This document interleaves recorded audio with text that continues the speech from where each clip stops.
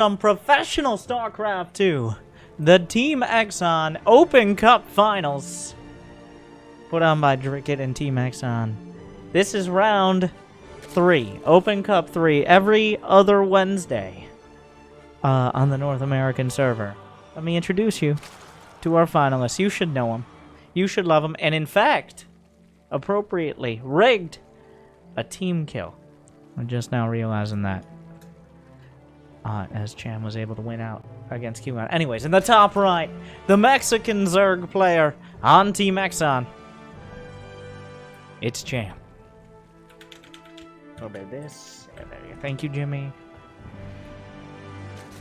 And in the bottom left, the new and improved Puck. Joining Team eXoN this year as well. Always entertaining, never imitated. It is Nina.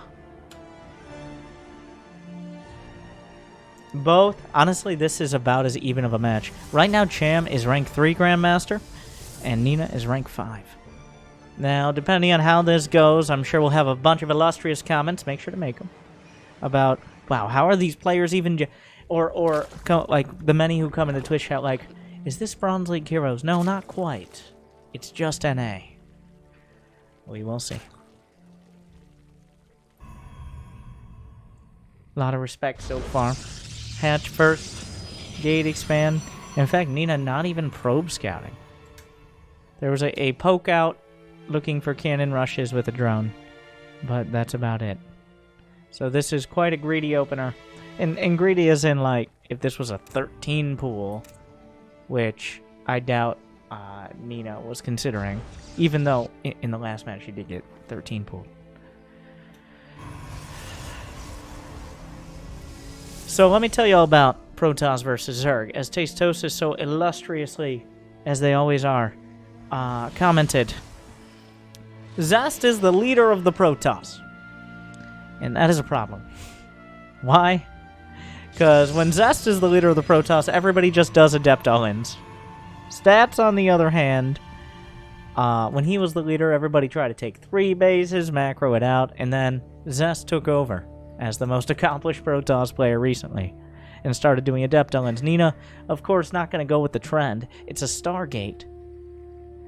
Unfortunately, though, with no Probe Scout, Cham's just like, what if I walked a bunch of Zerglings into your base and won the game?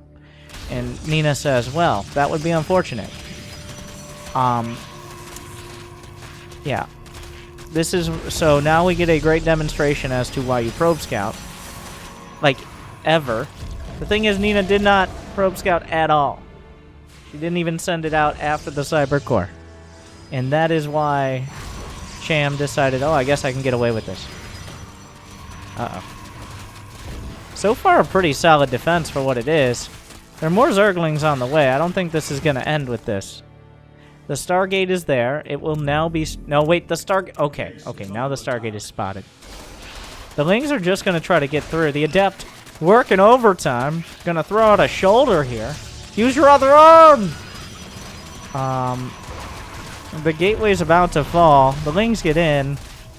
And that is an unfortunate way for Game 1 to end, but it is how Game 1's going to end.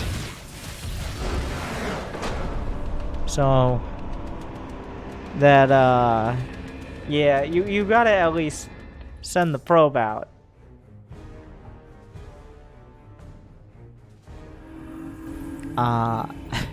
That was... You send the... Part of the reason you send the probe out is not necessarily to scout, but at least to make them respect your scouting. Like, unfortunately here, Cham's like, wait. You didn't send even a probe. So...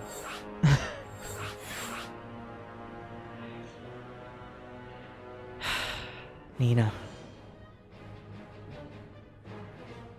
Unfortunately, like, Nina is one of those players who's so unique, and most of the time in an entertaining and fun way, but occasionally in the, like, oh, you can't be that creative.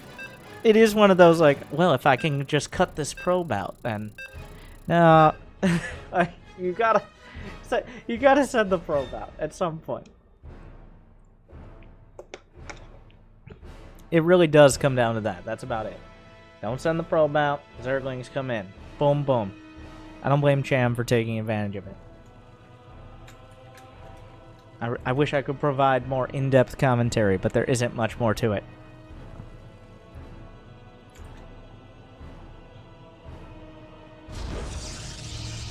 Alright, there you go. Go on. Move along, little probe. For reference, the Protoss leader Zest, also known as Sir Adeptus of Protoss, or colloquially Slim Shady, sends his probe. He doesn't even send it out off a pylon. He sends it against every race but Protoss at the beginning of the game.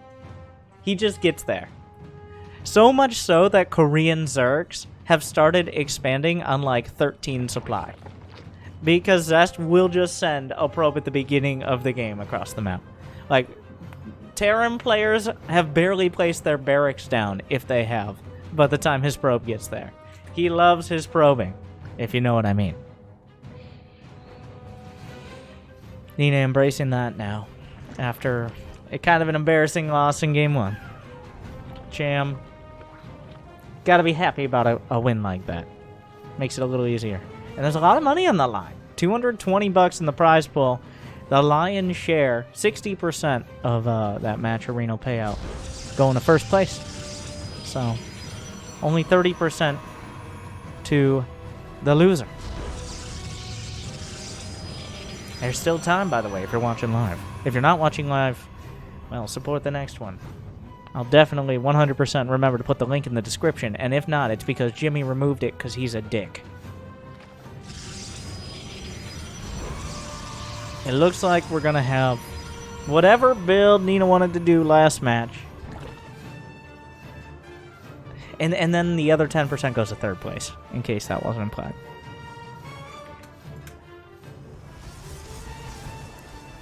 It's more than likely going to be a Stargate again, I think. The only difference being the probe scout. And thus Cham not making a whole bunch of Zerglings. So here's the real meta play. I think that if even if Nina hadn't sent a probe out this time, Cham wouldn't have done the Zerglings. He wouldn't have gone for it again. He would have just assumed it was some sort of mind game bait. But not this time. The probe did force Cham to take that alternative third. Just headed straight out towards there with the drone, not willing to get it blocked for any amount of time. And every second a hatchery isn't up is less time for larva, let alone mining. Larva is a very important resource, especially early on, that a lot of players, like it doesn't get the respect it deserves. Okay, like a lot of people think about minerals and gas, and those are the stars of the show. But let's be honest here, like not everybody can be Michael or Jim on The Office. You gotta have a Stanley. You gotta have whatever her crazy eyes, Meredith. And the larva is really the supporting cast here. Brenda. You didn't see Brenda in the show, but she was just way too late getting there. And larva is that something you don't really think about it until it becomes very important and very relevant. And if you mismanage the larva or just don't have enough early on, that's what leads to losses later, because you have to cut a lot of corners.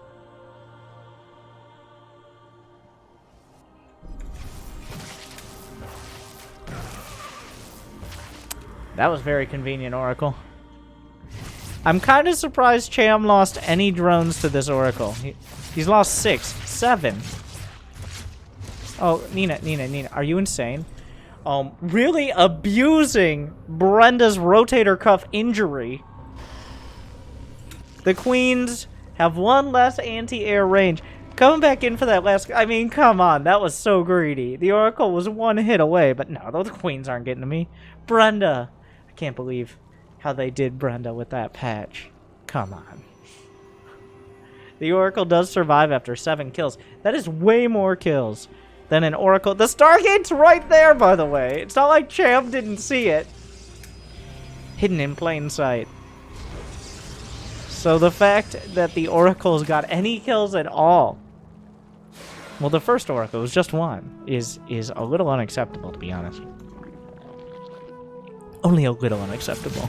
Like, we really think you shouldn't do that, but we have no way to enforce it.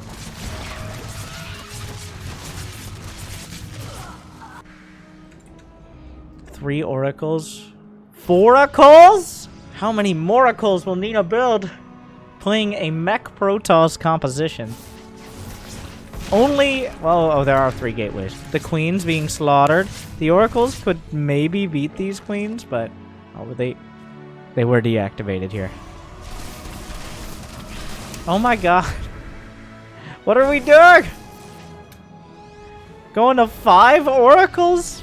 This is like the just casually building battle cruisers of Protoss, okay? This is... They're very expensive. They can be countered, but not that easily by anything low-tech. It really is feeling like Nina's just building like 2 battle cruisers right now. Like, you gotta build queens and spores because who knows how many Oracles there will be. But then here comes the ground army. Are there any upgrades? It's just Zerglings. There's no upgrades for the Protoss ground either. But there's a whole lot of Zealots, Immortal, a handful of Sentries, and the Oracles melt Zerglings before they can even get close if they're in the right spot. This attack was prompted by the 4th base. Is there any chance? There are 8 mutas on the way. This is a decoy 4th. Well, I don't think Cham would have minded if that 4th base finished. But now you see the larva issue. Only 4, well, more larvae popping off. But Cham still starting to bank up a little bit of minerals as he tries to pump out mutas and lings. A very high economy composition. Oracle's high larva composition, not that high economy. Is there a baneling nest? There's no baneling nest, just mutas and lings straight up. Wow. Nina did not expect mutas to be the choice against Oracles. You might be like, well, don't mutas counter Oracles? Yes, but when you're building Oracles, it's kind of implied you have a Stargate. And Phoenixes are one of the hardest counters for Mutalists. The Oracles are coming back. I think they're just distracted by one hallucinated Phoenix in front as well. The Zergling's looking for an opportunity at the 3rd. There is no wall here. Nothing on the ground can really do anything besides provide a little bit. Will we see shield battery overcharge? Great Phoenix micro so far. 4 probes are lost. Nina still has 61. Cham has a nice amount of workers as well. The economy's about even. And you can't just keep going mutas if they get... I think 4 Phoenixes is kind of the deciding line. Before 4 Phoenixes, you can maybe fight against them with mutas. Like, they're not doing enough damage.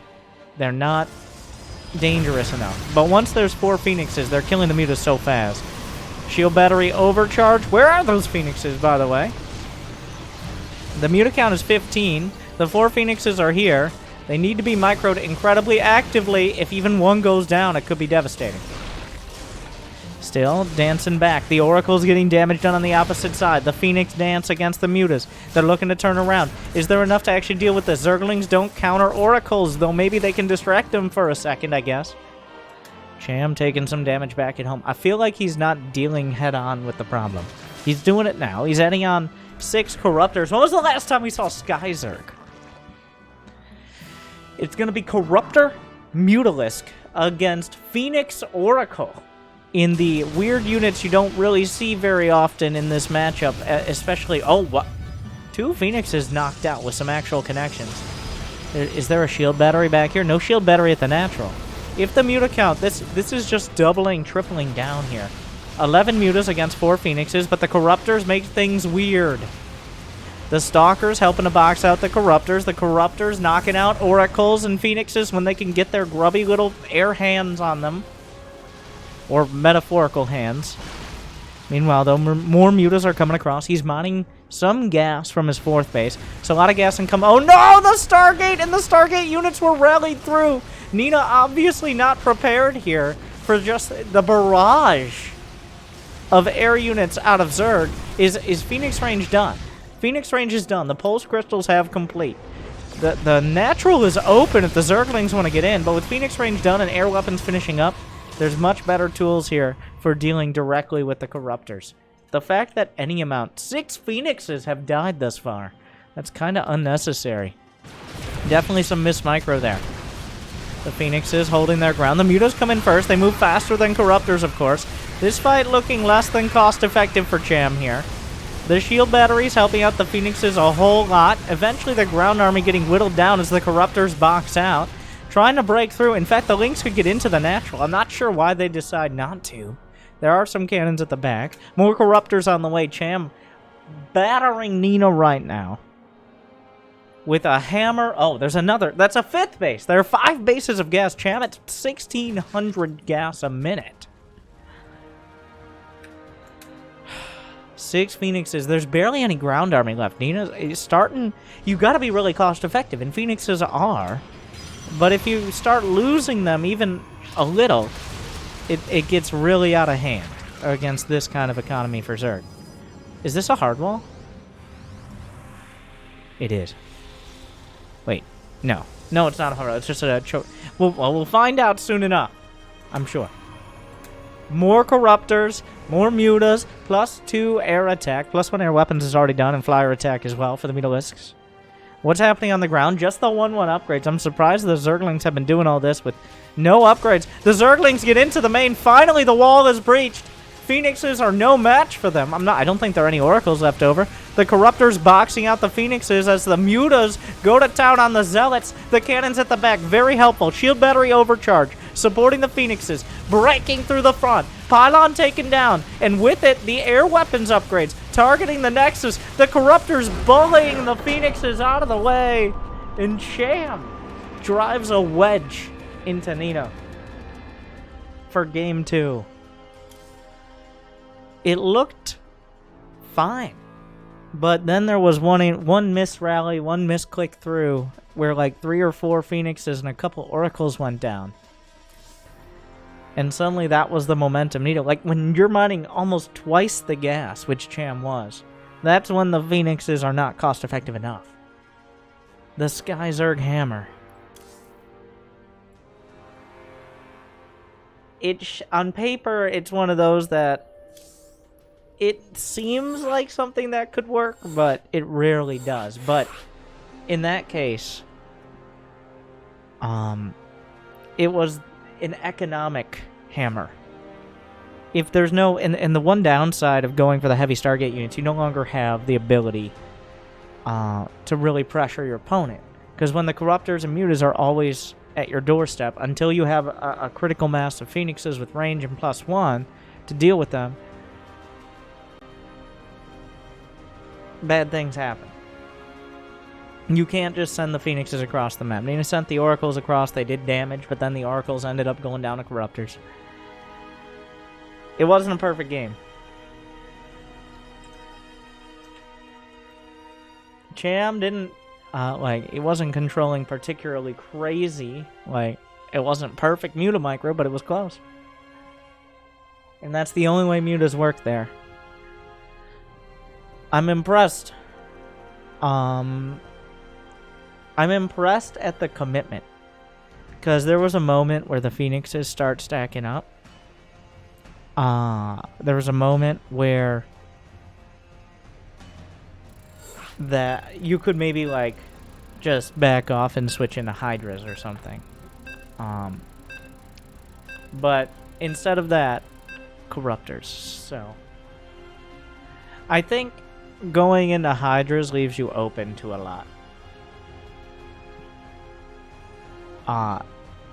It is a big tech switch. You don't really have the upgrades, so it's uncomfortable. But we're going into match point of the Team eXoN Cup and the Team eXoN Team Kill. At top left is Cham, bottom right Nina. We're on Death Aura, featuring the new Wulas, or the Speed Bubs, acceleration zones, which are the opposite of the Bubulas, or the slow zones. They speed up units by 35%, air and ground. Well, they speed up buildings technically as well if they find themselves inside them. But not the building of buildings, just like say a flying barracks or something, which I don't think we'll see here, but who knows. I'd love to see a spine crawler moving through it for whatever reason.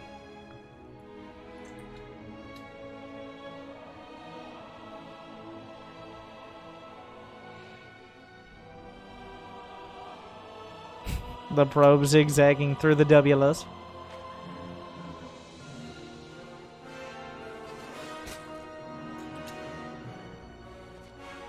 Nina with the probe scout now. I think after game 1, that's some trauma. The early spawning pool of plays.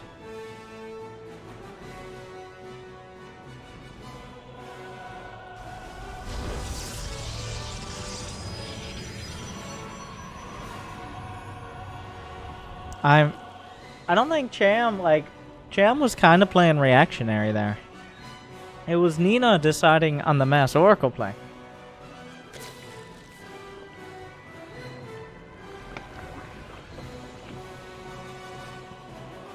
We'll see what she comes up with this time. Do we fall back to that zesty Adept?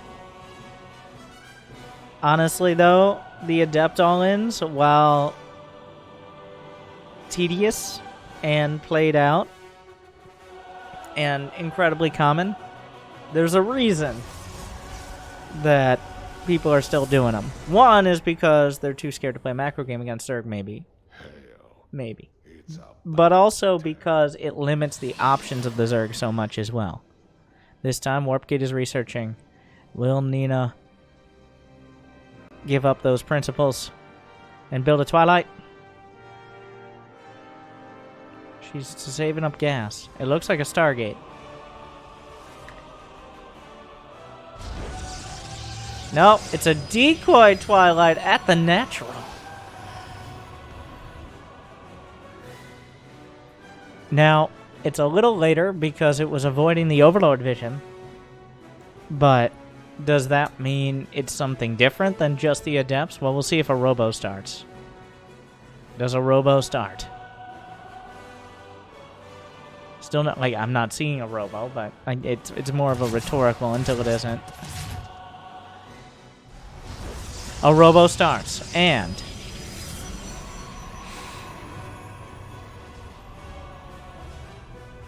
join us. Slim Shady, you've got one shot. You've got one opportunity. Will you let it slip? Or will you just cancel it and warp in more Adepts? That's the question. It's going to be Adept Glaives. Or back to the build.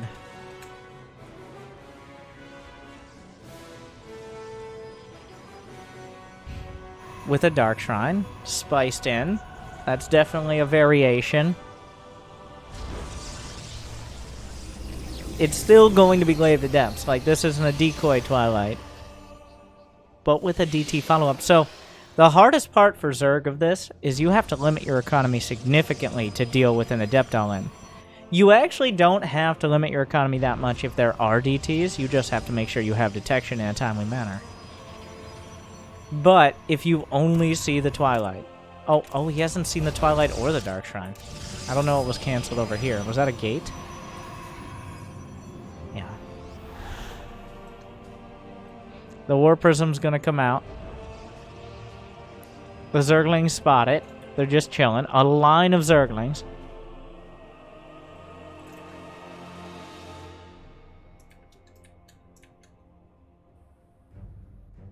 Okay. Wow, Nina, not a single care. Just warps and Adepts on top of the Zerglings. Like, yeah, my friends are coming. So maybe it's time for you to leave, good sir. Roach is on the way. The Warp Prism, the Adept shade into a pretty... Oh my god, a very good location. The only downside of this... Oh, here come the DTs. The only downside of this is that the Queens are getting involved. The DTs are a little awkward here. The DT is going to be used in between bases. Oh, this has not gone as well as it could have. There are more drones on the way. Honestly, if this was just Mass Adept, I think it would have gone better. It's a little late for that, though. The DT pushes the other one out of the way. Archons being built just barely out of vision. Archon drop, of course, a important and critical tool for a lot of the early mid-game. Just making sure you can keep roaches and lings off your back and maybe do some counter damage. Yeah, Queen's not really doing much against this. The Spire is scouted. That's very important. And Archon just going crazy in the main base. Maybe wants to refocus on killing drones here. It hunted the roaches to the end of the main. Unfortunately, glaives are done, right? Glaives are done. That's not unfortunate, but yeah, the glaives did finish. It wasn't canceled or anything. All the links finish off the last adept back at home. The Spire was canceled. A fourth base spotted. Should be able to be stopped here. Targeting the Overseer a little. So where does Nina go from here?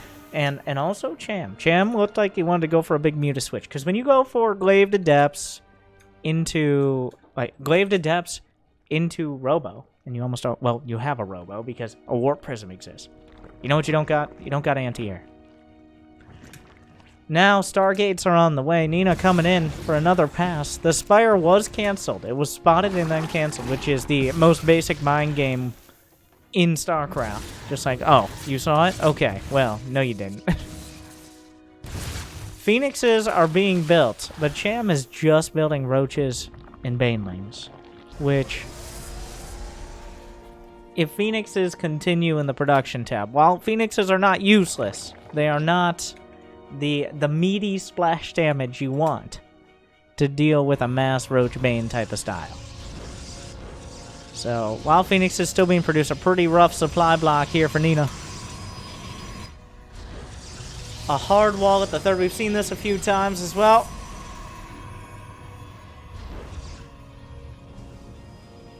Just making sure nothing gets through. A Robotics Bay. The Overseer spotting the double star.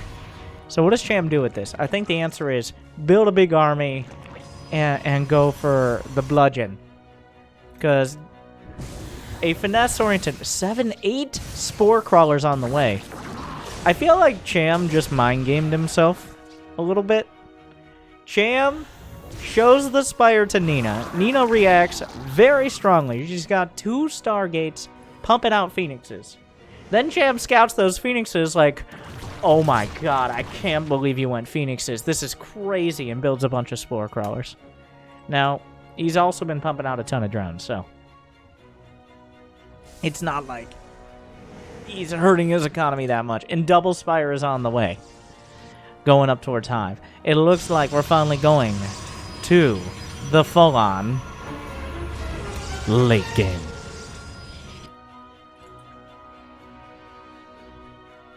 Greater Spire and upgrades. We're kind of skipping there now after the Archon drop harass, which is still continuing. And why not until you actually get anti-air? This is a very awkward positioning for the Archons to be in. Dodging out a Spore Crawler. Well, Spore Crawler range. I just want the Spore Crawlers to go through the WLS. That's all I want in life. Can we see that? Overlord speed, crossing his T's, dotting his I's, getting all those extraneous upgrades that help out. Besides Burrow. Where's my Burrow? Gravitic Drive out of the Robotics Bay. Colossus Phoenix. Are we going to see Roach Corruptor against Colossus Phoenix like it's straight out of 2012? Just need the Void Rays mixed in. Because back in the day, nobody could micro Phoenixes that well. So they just made Void Rays instead. Which is like... So essentially everyone was Silver League. In 2012. And I mean... well... Some not quite perfect force fields, but good enough. Corruptor's on the way. A huge warpin'. Wait, no charge. Ah! Well, that is a bit of an oversight. The non-charge lots, but still here to buffer for the Archons. The Archons doing so much. 15 kills. What about this other one? I'm trying to click the Archons, Nina. Nina! Okay. Anyway. Could you stop? Like 17 or so kills on each of the Archons. Fleet Beacon coming up. Storm. Cham's at 80 workers. Nina at a respectable 73. You don't want to have too many because then your army supply is actually just not huge enough. You got to have that army thickness. Greater Spire. 80% done. +1 flyer attack. Adrenal glands. +2 melee as well. I think... No, this was a recall of some kind. It looks like just the Archons got recalled, not the Prism. Wait, where is the Prism? Ah, it's dead.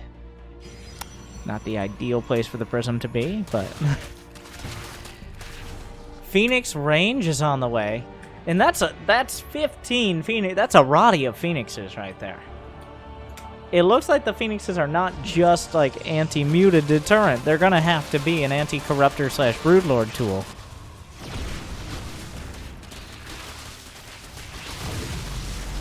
This base may be canceled, not being targeted. Yep. DT's warped in, a solid spot defense. The base itself would have to be canceled. No. Good save. The broods on the way across. What? Where's the anti-air? Oh my god, did Cham not see the Phoenix count? Oh, the brood's gotta run. The overseer came in, saw the Phoenixes. The broods turn around at what it was the last possible second before that was a picture taken moments before disaster. If those broods had gotten into vision range, the Phoenix would have killed them all. Run! Run, fly! Oh my god.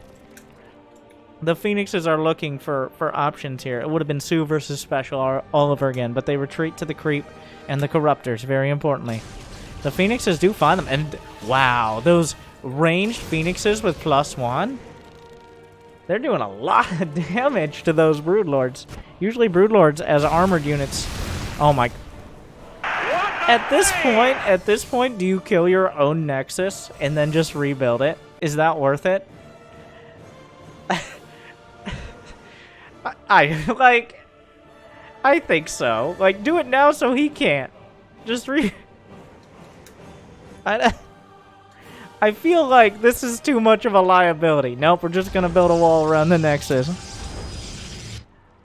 The Phoenix count. 18 Phoenixes. Parasitic Bomb could be a real tool here. Oh my god. And this is where Day 9 steps in to say, Chrono Boost it to regenerate the shields faster, which is technically correct, but... What a save! Cham, dancing. Just wasting the energy. Also trying to draw this out. A few Phoenixes split off. Where's the Parasitic Bombs? Loses a Viper there. Also, Templar could be helpful. Oh no, but DTs! Banelings counter DTs, incidentally! This is awkward. Wait, where did the other Templar? The Templar are finally working together. Oh, a Colossus harpooned out, but the feedback's onto the Vipers. I think there's one Parabomb. Does he even have the energy? He doesn't! It's too much energy! Chase down! It was too tired! Should have run a Red Bull! Here comes Nina! In the Dubula as well, out microwing here. Suddenly Cham, he's building more Corruptors. Nina sending in some DTs towards the... Oh, goes for the Spore! But there's another Spore. Oh, kind of.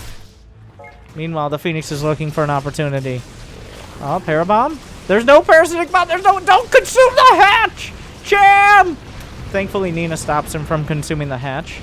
What, so generous. Just looking out for her teammate. The hatchery. This hatchery has not been hit at all by Nina. It's almost 90% gone from Cham's consumes. The Spine Crawler's chilling. Cham struggling here in the later game. Legacy of the Void trailer continues to come together as the Zealots run into the Banelings. Where's the anti-air? The Phoenix is chasing. 15 Phoenixes, 19, and counting. Who makes Phoenixes in the late game? Where are the Infestors? So much stuff is died. Stop consuming the hatch, Cham. He can't help it. He has a problem. The Parasitic Bombs are needed. 8 more gateways on the way. That's going to put us at 15 gates. There's already 4 Stargates as well.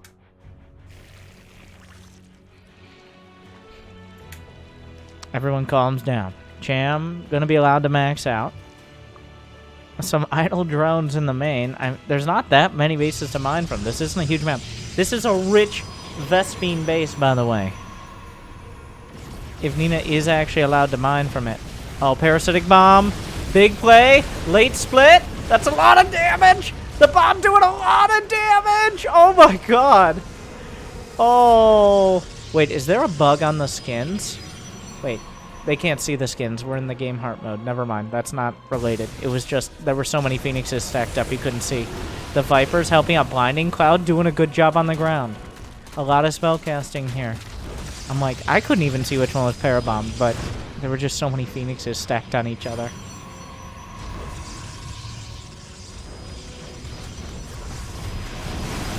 Okay.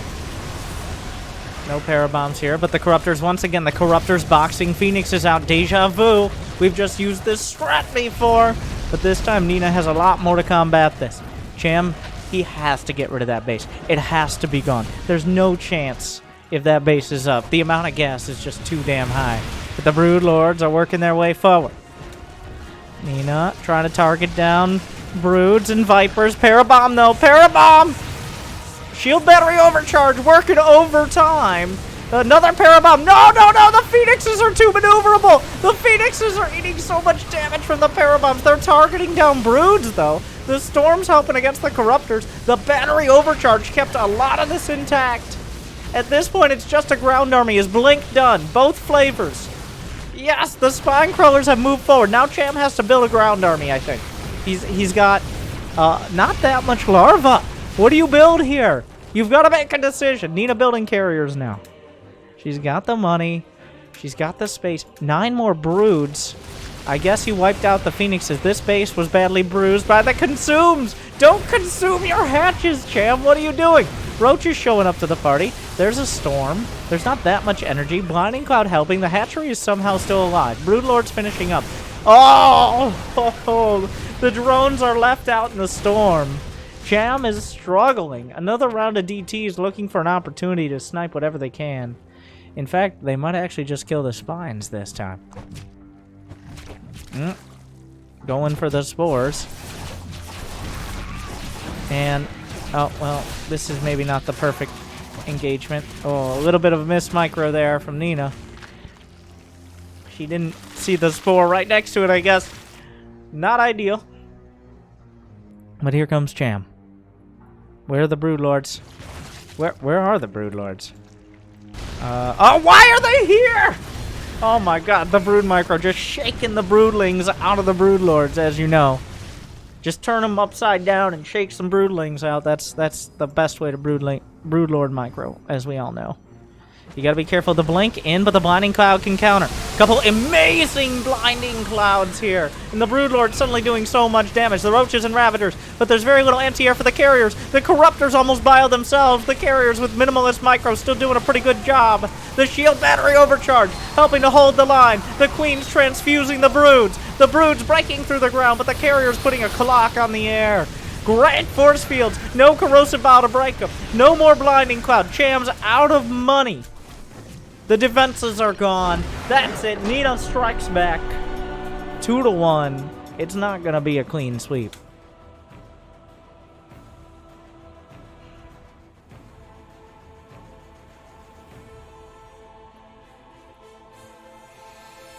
Cham with maybe a little bit too much confidence in his Broodlords again. We saw this in the semifinals as well. Wow, oh my god. Okay, we're getting to it. That's game already up. Not a clean sweep. Not a quick conclusion. Nina with one of the, like, Phoenixes don't really counter Broodlords and Vipers and Corruptors. I mean, they can, but even we saw there, Nina's a pretty solid micro player, believe it or not. She's pretty good at that. Parasitic Bomb plus Corruptors means that the Phoenixes do not last long. The thing was that Nina just had a strong army composition for a while. And here's the awkward thing. I think Cham outfaked himself with the Spire. Because Nina went, because she saw the Spire in the main. Because she saw the Spire in the main, she went double Stargate Phoenix. Didn't need much prompting. Cham cancels the Spire, and then in comes the Overseer like, oh shit. It's double Stargate Phoenix. This is, uncomfortable. Like, if there was still the Spire, there could have been Corruptors earlier. But canceling the Spire makes sense. Like, if it got scouted that early, it's not going to do much. But it left this awkward scenario where the Phoenixes were actually great units. Because it was a delayed ground army out of Cham. So you got to be careful with your mind games. Sometimes I think just let the spy make 5 mutas, keep them honest, and then go Hydras or something. Nina doesn't need much, because remember that game started with a boring Glaive Adept build. Nina doesn't want to do a boring Glaive Adept build. She's going to throw some DTs in. Gonna get some disruptors if there's an opportunity. Maybe we'll slap out a few not mutas, Phoenixes. But it took only the slightest prompting, the slightest nudge towards going for this crazy Phoenix unit composition. And we're off to the races. So, another probe scout. Just gotta keep pointing that out since game 1. Anyways, 2-1 Cham. Of course, all these matches are Cham on match point. That's how best of 5s work.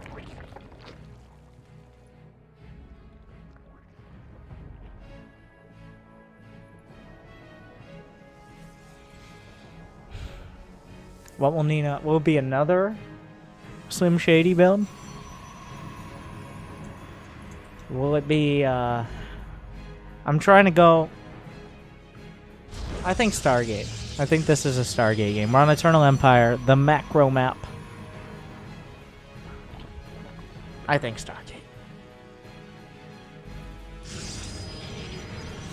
It feels like Stargate is the fallback for Nina. It is kind of an awkward, a weird position. The second pylon is mostly like, this is mostly so Overlords don't scout it as easily. It's assumed that eventually the Overlord will scout the whole base. But... Stargate, right? Yep, there it is.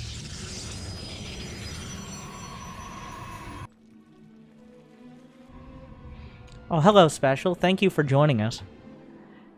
Now, I would have done show matches, but there was an Open Cup tournament for Team eXoN. You might know of them. Where anyone could have signed up.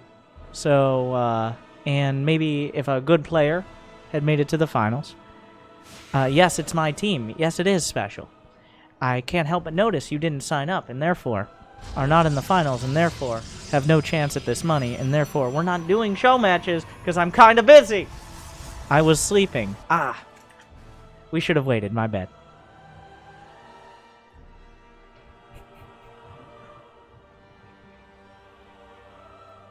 Classic. Professional gamers, everyone. Anyways, his countryman Cham. The best Mexican player. Looking good so far, so not all is lost. And 2 Team eXoN players in the finals. So I don't think Dricky can be too unhappy.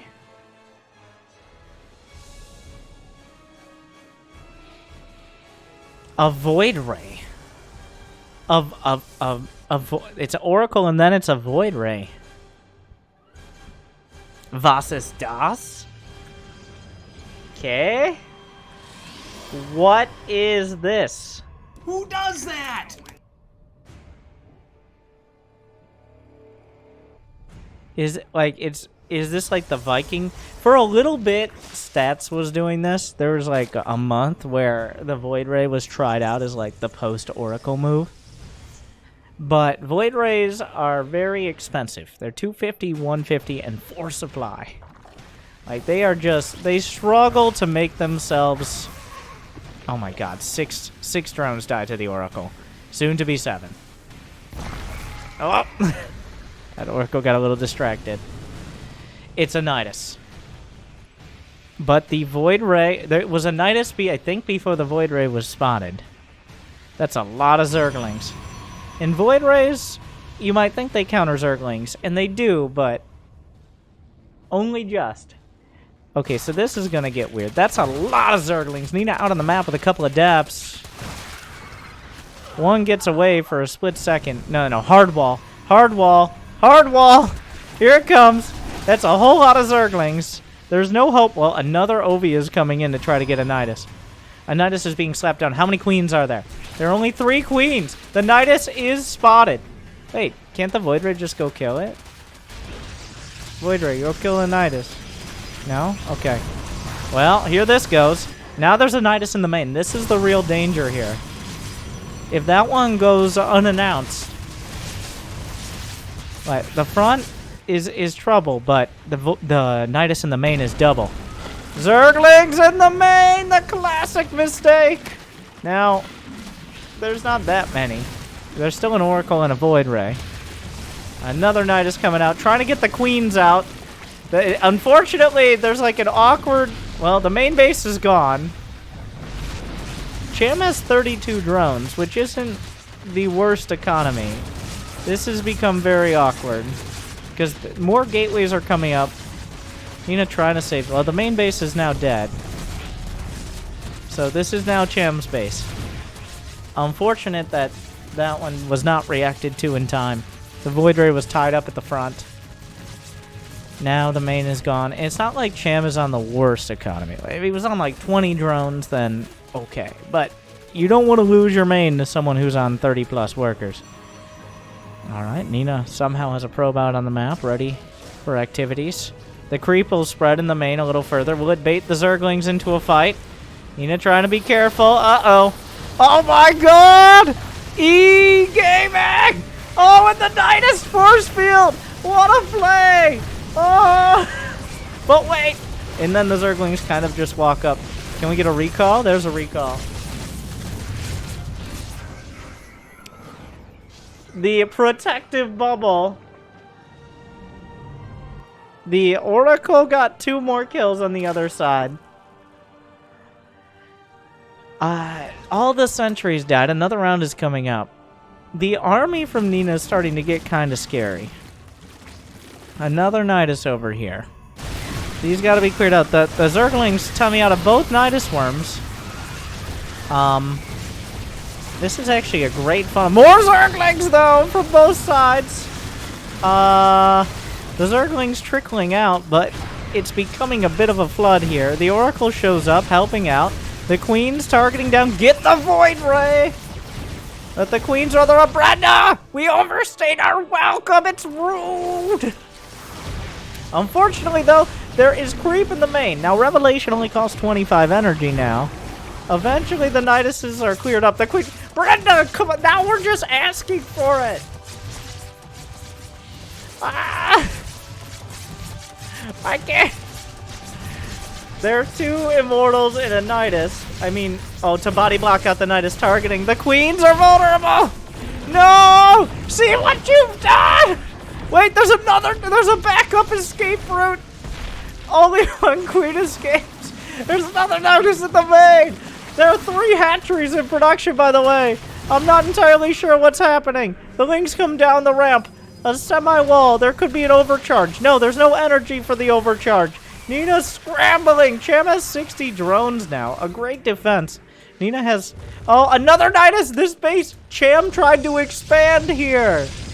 Oh, no. Recall's on cooldown for a few more seconds. The Nidus is on the way. The Oracle is charged up and helping clear out this creep. The Nidus pops out. The Zealots... A Roach just kind of walks over because, yeah, remember that units can just walk there? 1 creep tumor was left in the main, and that... Oh, the rest of the units are unlocked like DLC content. This creep tumor, it might not seem like a big deal until you realize it provides vision for a Nidus. Meanwhile, though, the units are recalled. A big recall. Nina's army is actually very good. Another Nidus in the main from the last creep tumor. Oh, no. Now this... Oh, this is gonna get weird. These are the type of games we're used to seeing from Nina. A supply blocked Immortal is trying to come out. It's gonna be a weird base trade. A Nidus at the very front. There's not much in... There's 1 single Zergling. Cham has a huge amount of production in army. Everything's going to need to be brought to bear to deal with this. Nina is now mining from the secondary expand. The shield batteries are helping the probe stay intact. Some stalkers warped in. You got to be real careful with that prism thing. Beautiful force fields from Nina. The warp prism. The force fields are broken down, but the first round of force fields really got a lot done. The warp prism being used for ghetto blank. Is it going to be enough? The corrosive bile not really landing. The immortals just now using their shields, but it's enough. It's enough, I think, because the probes were dying. We gotta go back a little. It's just too much out on the field.